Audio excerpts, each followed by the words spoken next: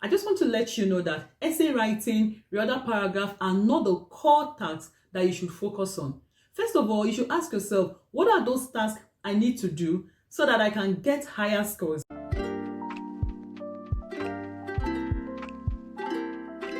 Hi guys, welcome back to my YouTube channel. Juliet here from English Prep Class. If you're a returning subscriber, welcome back. And if you're new here, my name is Juliet. I'm your seasoned and experienced PTE tutor. All I basically do is just help you so that you can pass your English exam, especially the Pearson test of English.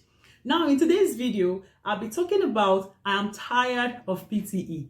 Does this sound like you? Have you written this exam more than once or even up to 4 times and you want to give up? Hey, don't give up yet. Today on this video, I'll be telling you the few things you can do so that you can get that score that you need. Make sure you follow me to the end of this video so you can increase your score for your Pearson test of English. So firstly on this video, I just want to talk about focus. On which of the tasks are you focusing on? I know a lot of people who always say, I focus on the essay writing because it seems that a lot of scores come from there, or I focus on the other paragraph. I just want to let you know that essay writing, the other paragraph are not the core tasks that you should focus on. First of all, you should ask yourself, what are those tasks I need to do so that I can get higher scores? The essay is probably not one of those tasks, and the other paragraph is also not one of those tasks. Now, there are 4 most important tasks in the PTE that you should focus more on. Then before you talk about the essay, the other paragraph, the scribe image, and the others. Now, one of those tasks is the read aloud. The read aloud is a task in your speaking module.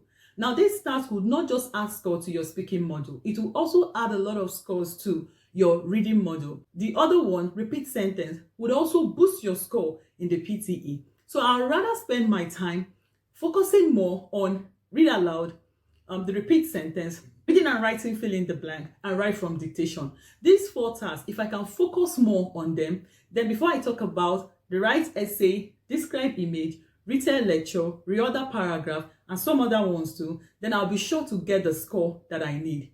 So don't waste your time focusing on tasks like write essay or the other paragraph. Not that they are not important, but the first 4 important tasks, which I have mentioned earlier, are the most important tasks that you should focus on, because they will give conspicuous scores to not just the module you find them in, they will also improve the scores on the other modules as the case may be. Now, secondly, in this video, I'll be talking about the next thing you need to do, which is follow instruction. In the PTE exam, there are a lot of instructions across all the tasks before you begin the task. Make sure you read those instructions. Now, what does the instruction do? The instruction will help you know what to do. As you practice for your PTE, also follow the instructions. Someone used to tell me when I was much younger that instructions will simplify your life, which is actually very true. Now, for instance, a task like the write essay, which says that you should write between 200 to 300 word count. If you write less than 200 word count, that means that you didn't keep to the instruction. It means you'll be penalized. If you also write above 300, it means you will also be penalized.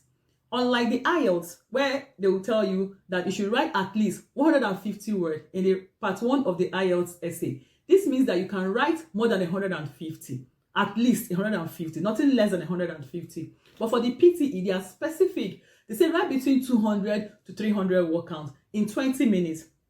This means that if you write more than 200, you're still okay. But if you write above 300, you're going to be penalized and you're not going to get all the scores that you need because you didn't keep to instruction. Now I'm going to share an experience with you. The first PTE I ever wrote, I should have smashed 90 across all, but something happened. In the summarized written test, this is one of the tasks in your write essay, in your writing. I made a mistake. So I was trying to correct my mistake and I didn't look at the time. Before I knew, I overshot the number of words I was supposed to write. And before I knew, the time was up because I had 10 minutes to do that task and I was supposed to write just a sentence in not more than 75 words. So I had written over 75 words and I had overshot my time. So the computer took me to the next question. And you know what? I just had few marks left for me to ace that particular exam I did that time. So if you can keep to instructions in the PTE exam, then you'll be sure to get the score that you need.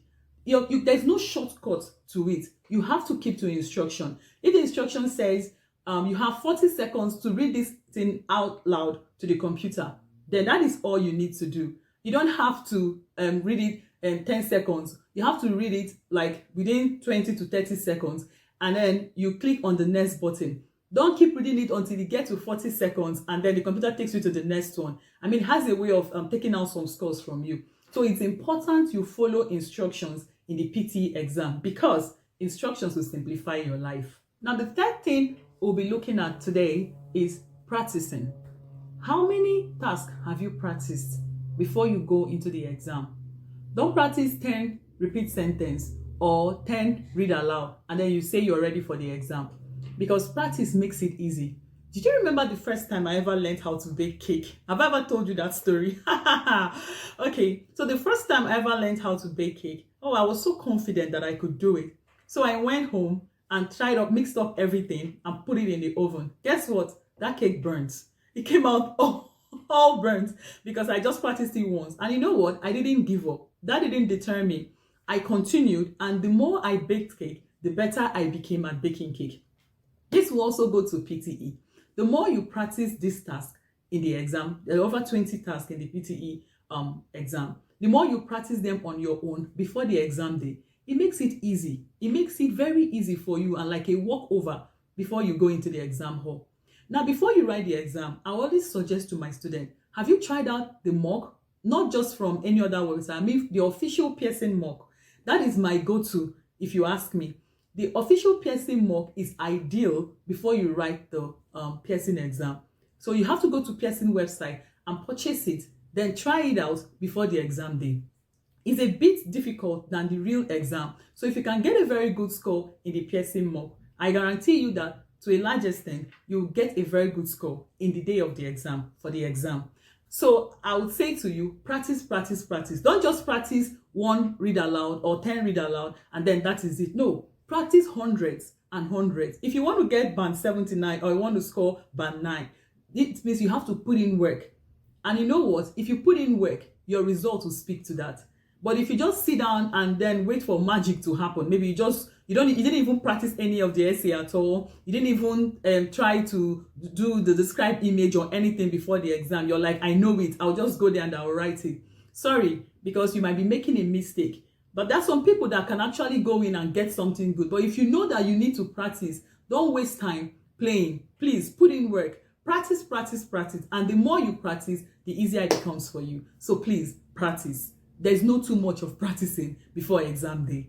Lastly, on this video, I would want you to stick to one PTE tutor. Now, some people tell me that they follow a lot of people on YouTube learning PTE. I say, well, I think if you're going to have me as your PTE tutor, I believe you should just stick to me. Just forget about those people on YouTube. You know why? I'm talking from experience. I've had students that would go to YouTube and pick up all manner of stuff. I'm not saying that they are wrong tutors over there on YouTube. No, I'm also on YouTube, as the case may be. But if you want to follow just one tutor, it's very important to stick to that tutor. If you pay me money to be your tutor, just stick to me. Follow my instructions. Follow the strategies I'm giving to you. Then you'll be sure to get a good score. But if you decide to follow Mr. A or Tutor B and Tutor C and get all the stuff, all the strategies they have, then you still pay me as your tutor and still get all my strategies. I mean, it's going to get you confused unless you will sit down and try to fine-tune all the information you've got. If not, you'll be heading to a downslide, which is not good for you. So lastly, I will say on this video, please stick to one tutor, one trusted, guaranteed tutor that will help you get that score that you need. Now, this brings me to the end of this video. Guys, have you followed me yet on Instagram? My handle is English_prep class. Yeah, that's my handle. You can also find me on Facebook at English Prep Class on Facebook. Then remember to subscribe here. If you're new here, remember to subscribe. If you're a returning subscriber, keep watching the videos and I will see you in my next video. Stay tuned on this channel. Bye, guys.